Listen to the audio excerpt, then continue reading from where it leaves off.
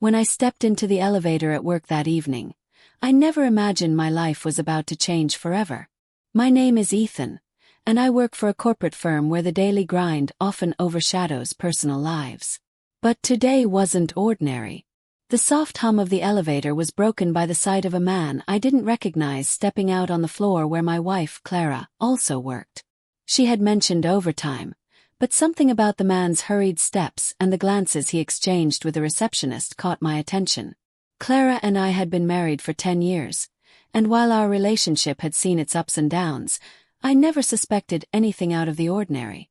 But as I walked by her office later, I noticed her sitting across from the same man. They were at her desk, leaning in close, their laughter audible even from the hallway. I froze for a moment, not wanting to believe the worst. Maybe it was work-related, I thought. Perhaps she was entertaining a client. But the gestures, the way he lightly touched her hand, and the blush on her face told a different story. My heart sank. I walked away, pretending I hadn't seen anything. Questions swirled in my mind. Who was he? How long had this been going on? And most importantly, why? That night, Clara came home as if nothing had happened.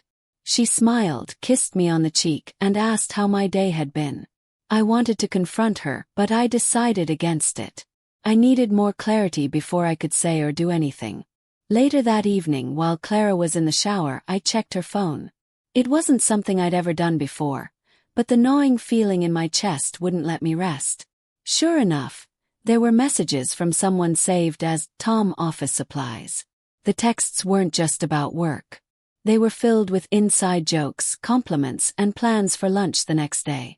My hands trembled as I put the phone back down, pretending I hadn't seen anything. That night, as Clara slept peacefully beside me, I stared at the ceiling, unable to reconcile the woman I thought I knew with the one who was sneaking around behind my back. I had to do something, but I didn't know what. The next morning, Clara kissed me goodbye as usual, unaware of the storm brewing inside me. I decided to follow her to work. If this man truly was her affair partner, I needed to know. What I witnessed left no doubt in my mind. Clara met the same man from her office in a cafe across the street. They laughed, shared intimate moments, and even held hands as they walked out together. I couldn't stay silent anymore. But instead of confronting her, I came up with a different plan. That afternoon, I made a decision that would set the wheels in motion for everything to unravel. If you're curious about how this story unfolds, stay tuned for the next part. And if you're enjoying this narrative, please subscribe to the channel, like the video, and leave your thoughts in the comments. Your support keeps stories like this coming. The cafe scene played on repeat in my mind as I walked back to my car. Clara had no idea I had seen everything. The image of her holding hands with the man, Tom, lingered like a bitter taste in my mouth. My marriage felt like a carefully constructed illusion now shattered. Instead of confronting Clara directly, I decided to gather evidence. This wasn't about revenge. It was about having the truth in my hands before any accusations. I reached out to a private investigator, someone who could confirm what I suspected. The investigator, Mike, was discreet and efficient. Within a few days, he had compiled a series of photographs and videos that left no room for doubt. Clara and Tom weren't just colleagues. They were meeting regularly, sharing meals, taking long walks, and even embracing in public. My stomach churned as I flipped through the evidence. That evening, Clara returned home with her usual cheerful demeanor. It amazed me how effortlessly she lied, pretending everything was fine while living a double life. I decided to test the waters. "How's work been?" I asked casually over dinner. "It's been good," she replied, not meeting my eyes. "Lots of overtime lately, but things are finally calming down." Her words stung. The lies came so easily to her. I decided to push further. "I ran into someone from your office today," I said, keeping my tone neutral. Her fork paused mid-air and she looked up. "Oh, who?" "Tom," I said, watching her reaction carefully. Clara's face flickered with something, surprise maybe or guilt, but she quickly masked it with a laugh. "Tom. He's just one of our suppliers." "Why would you run into him?" Shrugged. Small world, I guess. She changed the subject quickly, and I didn't press further. I wanted her to feel safe in her lies, to think I was oblivious. The more comfortable she felt, the more careless she would become. The next day, I decided to take things a step further. I called Tom's number, which I had retrieved from Clara's phone. He answered after a few rings, sounding slightly apprehensive. "This is Ethan," I said calmly. "Clara's husband." There was silence on the other end before he stammered. "Oh, hi. I know about you and Clara," I continued. "I'm not calling to threaten you or cause a scene. I just wanted to give you a heads up." "About what?" he asked cautiously. "I'm not the pushover you think I am," I said firmly. "You might want to consider what you're getting yourself into." Before he could respond, I hung up. It wasn't much, but it gave me a sense of control. I knew I couldn't fix what Clara had broken, but I could at least ensure she and Tom didn't get away with it easily. That evening, I began packing a suitcase. Clara walked into the bedroom and froze when she saw me. "What are you doing?" she asked, her voice a mix of confusion and fear. "I'm leaving," I said simply. "Leaving? Why?" "You know why," I replied, meeting her gaze. Her face turned pale. She opened her mouth to speak, but no words came out. For the first time, she seemed to realize the gravity of her actions. But this wasn't the end of the story. It was only the beginning. Clara had secrets, and I wasn't done uncovering them yet. The sound of Clara's voice filled the bedroom as I zipped up my suitcase. Her panic was palpable, each word tinged with desperation. "Ethan, wait," she cried, grabbing my arm. "You can't just leave like this. What's going on?" I turned to her, my expression as calm as I could muster. "I think you already know." Her eyes darted around the room, searching for answers she refused to admit aloud. "I don't understand. Please just talk to me." "Talk to you?" I said, my voice laced with incredulity. "Why don't we talk about Tom? Or should I say your coworker, as you've called him so many times?" The color drained from her face.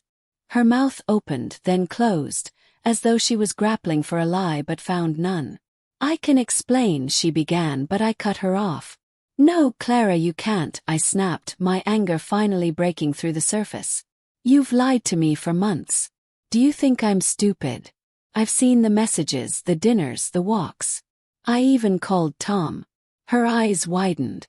"You what?" "I called him," I repeated. "And trust me, he wasn't very convincing when I told him I knew everything." She slumped onto the edge of the bed, her hands trembling. "Ethan, it's not what you think. It's complicated." "Complicated?" I let out a bitter laugh. "You've been betraying me with a man I've never even met, and now it's complicated?" She looked at me, tears streaming down her face. "I didn't mean for this to happen. I love you, Ethan. I do." I shook my head, the weight of her words feeling hollow. "If you loved me, Clara, you wouldn't have done this. You wouldn't have lied to my face every single day." For a moment, the room was silent except for her quiet sobs. Then, as if a switch flipped, her tone changed. "Ethan, please," she said, standing up and reaching for my hand. "We can fix this. I'll cut off contact with Tom. I'll do whatever it takes." But her pleas felt like another manipulation, a desperate attempt to salvage what she had broken. I pulled my hand away. "I don't think you understand, Clara," I said, my voice steady. "This isn't something you can fix with promises. You destroyed the trust between us. Without that, there's no relationship left." As I grabbed my suitcase and headed for the door, she followed me down the hallway. "Ethan, don't go," she begged, her voice echoing through the house. "Please, we can go to therapy. We can figure this out together." I stopped at the front door and turned to her one last time. "Clara, the person I thought I married doesn't exist. Maybe you should think about why you felt the need to live a double life. But I'm done being part of it." With that, I walked out and closed the door behind me. The cold night air hit me like a wave, but it felt liberating. For the first time in months, I felt like I was in control of my own life. Yet, as I drove away, I couldn't shake the feeling that this was far from over. Clara wasn't the type to let go easily, and deep down I knew she still had secrets. The next few days after leaving Clara felt surreal. I stayed in a small motel on the outskirts of town, trying to piece together what my next steps would be. Every time I closed my eyes, I replayed the moments I had discovered her betrayal, wondering how I could have missed the signs. Clara, however, didn't seem ready to let go. The calls started the morning after I left. My phone buzzed incessantly with messages and missed calls. At first, I ignored them, but her persistence wore me down. "Then please pick up. I need to talk to you. I know I messed up, but we can't end things like this. There's so much you don't know. Please give me a chance to explain." I finally gave in and answered one of her calls. "What do you want, Clara?" asked, my voice cold.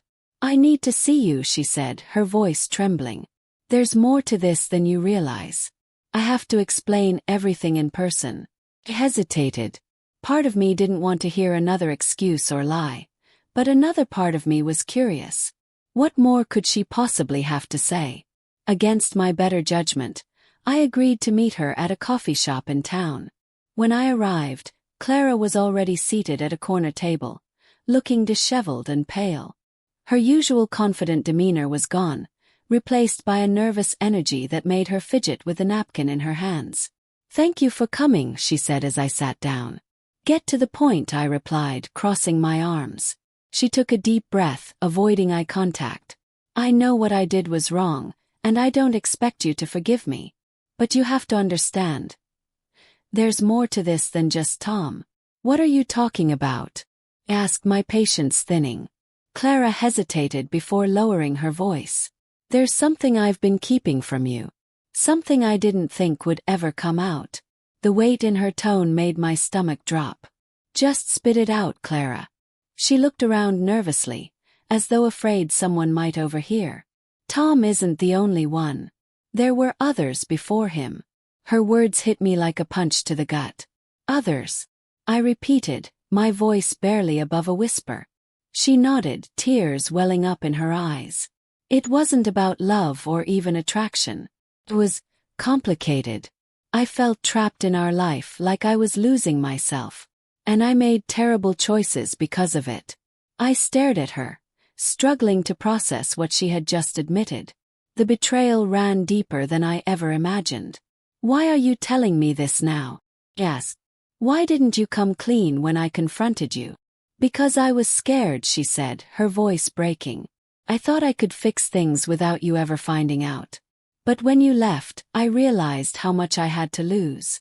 I shook my head, anger and disbelief coursing through me. "You don't get it, Clara. This isn't just about your bad choices. It's about the years of lies and deceit.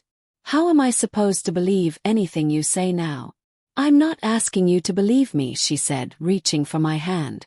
"I'm asking for a chance to prove that I can change. That we can rebuild what we had." I pulled my hand away. "What we had is gone. You destroyed it." Her face crumpled, but I couldn't bring myself to feel pity for her. She had made her choices, and now she was dealing with the consequences. As I stood up to leave, Clara said one last thing that stopped me in my tracks. "There's one more thing you should know," she said, her voice trembling. "Tom isn't who you think he is. He has his own agenda, and it's not just about me." I turned back to her, my eyes narrowing. "What do you mean?" She hesitated, as if weighing whether to tell me the truth. "You're not the only one he's been targeting. You need to be careful, Ethan." Her cryptic warning lingered in my mind as I walked out of the coffee shop. What was she hiding now? The tangled web of lies was far from untangling. If Clara's words were true, then Tom wasn't just a rival in my personal life. He could be a threat to something much bigger. Clara's words gnawed at me like a splinter I couldn't remove. "Tom isn't who you think he is. He has his own agenda." Those cryptic remarks didn't just ignite my curiosity. They reignited my sense of determination. I had been blindsided before, but not again. I returned to the motel and began digging into Tom's background. Clara's revelation had planted a seed of doubt, and I needed answers. Who exactly was Tom? Why had he targeted me? And more importantly, why was Clara suddenly trying to warn me about him? The internet was my first tool. Searching through business directories, financial records, and even social media profiles, I started piecing together fragments of Tom's life. At first glance, it all seemed normal. A successful businessman with a thriving company, a socialite who enjoyed golf and charity events. But beneath the polished surface, cracks began to appear. One discovery stood out: a series of questionable transactions linked to shell companies. The names and accounts were obscure, but they all pointed to one source: Tom's company. It didn't take long to connect the dots. These weren't just regular business dealings. They were deliberate moves to siphon money, and my company seemed to be the latest target. Clara hadn't just betrayed me emotionally. Her affair with Tom had given him access to valuable information: trade secrets, client data, even future contracts. He was using her as a pawn, and she hadn't even realized it until it was too late. Fueled by anger, I decided to confront Clara again. If she truly wanted redemption, she needed to come clean about everything. I called her, and though she sounded hesitant, she agreed to meet me at a neutral location. We met at a public park, the openness providing a semblance of safety for both of us. Clara looked exhausted, as though the weight of her choices was finally catching up to her. "I need you to tell me everything about Tom," I said, skipping the pleasantries. She sighed, her eyes darting around nervously. "I already told you. He's not who you think he is." "Stop being vague," I demanded. "What does that mean? What has he been doing?" Clara hesitated, then lowered her voice. "He's been using me to get information about your company." At first, I didn't realize what he was doing.